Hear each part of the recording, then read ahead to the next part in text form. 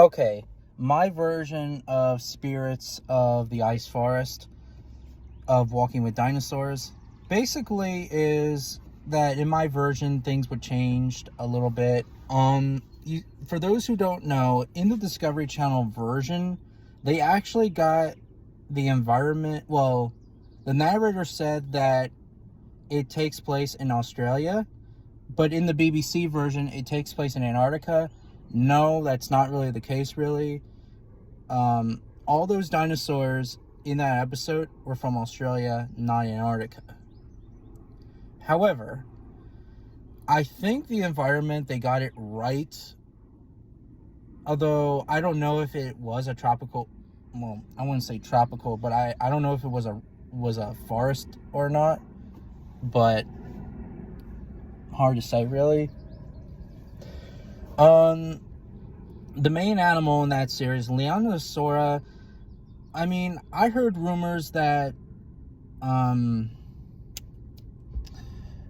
that Hypsilophodonts had feathers or not. Debate really if they had feathers or not. I don't know, and I don't care. I mean, maybe it did. Not trying to be feather Nazi or anything, but it is what it is. And I don't even know if it was even cold back then or not, so it was probably tropical warm. So it would make sense.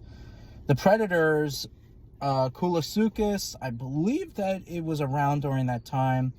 Now, when we get to the polar allosaur, okay, what's weird I find interesting is that in the BBC version, it was called a polar allosaur. And then their website was called Dwarf Allosaur. And then in the Discovery Channel versions, both of them, both the old version and the 2006 or 2008 version, it was called Carnosaur. Now, research confirmed that, well, it's technically called not Megaraptoran, but Australonovenator, which is part of that family. It's a Megaraptoran, not an Allosaur or Carnosaur or whatever. It is a Megaraptoran, pronounce the name Australonovenator. And Australonovenator was the apex predator during that time, just like in the original version, of course. Basically, I would just make it very narrow-like, not very kind of bulky Allosaurian-like appearance. So, yeah. So it's pretty interesting that in the BBC version, it was an Allosaur, and then Carnosaur, and then now Australonovenator. And I think at its time, people were debating really if this animal was an Allosaur or not. But new research did confirm that, well, this animal is a Megaraptoran.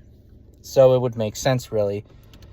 Now, when we get to the largest animal in the episode, Multiburosaurus, pretty accurate design. I think it did had those, like, vibrating, like, nostrils or whatever on its face it had. So it was pretty accurate. However, it is not the largest animal, I don't think, in Australia during that time.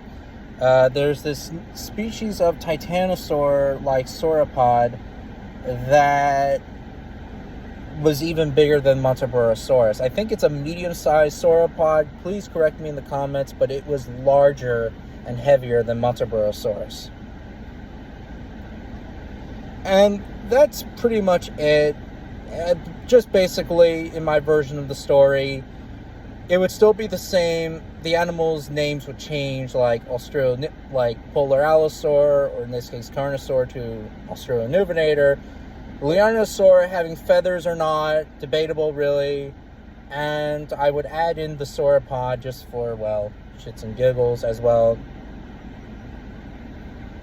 And, of course, Multiburosaurus will be there, and Coolosuchus as well. And, of course, it would be Australia, not Antarctica. There you have it.